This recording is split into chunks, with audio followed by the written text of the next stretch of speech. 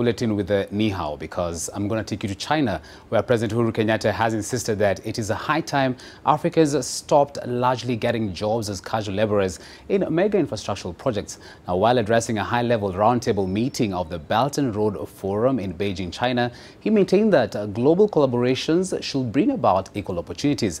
Enock Sikolia, who is in China, reports that these assertions come up as the head of state pitched for funding for the second phase of the standard gauge railway project. Over the years, Kenya's trade with the East has been on a growth trajectory, with the Chinese securing a number of contracts for mega projects in the East African nation, including the standard gauge railway, SGR. While at the Belt and Road Forum in Beijing, China, Kenya pitched for the funding of the $3.5 billion or 371 billion shillings second phase of the SGR project from Naivasha to Kisumu. Based on the first phase, alongside other mega projects being carried out by the Chinese, the Asian countries' companies stand accused of importing labor which can be easily acquired in Kenya, an unsettling scenario which even President Uhuru Kenyatta has called out. This is an initiative that can bring about a true objective of shared prosperity through our trade, investment, and infrastructure partnerships that were being discussed today.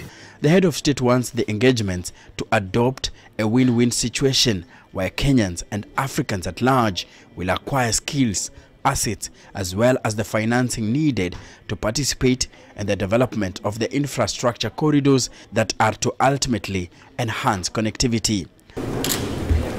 For Uhuru Kenyatta, Africans should not just be casual laborers, but should also be allowed access to the technology and skills that will add value to Africa's rich resources, a challenge which he has thrown to China and other partners.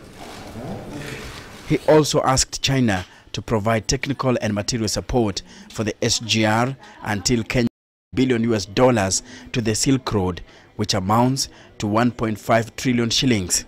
Kenya is to receive 19.2 billion shillings from this, while 7.8 billion shillings has been designated to developing countries. Africa is seeking to leverage on the 21st century maritime Silk Road that will link Asia, Africa, and Europe. Enock Sikolia, NTV, Beijing, China.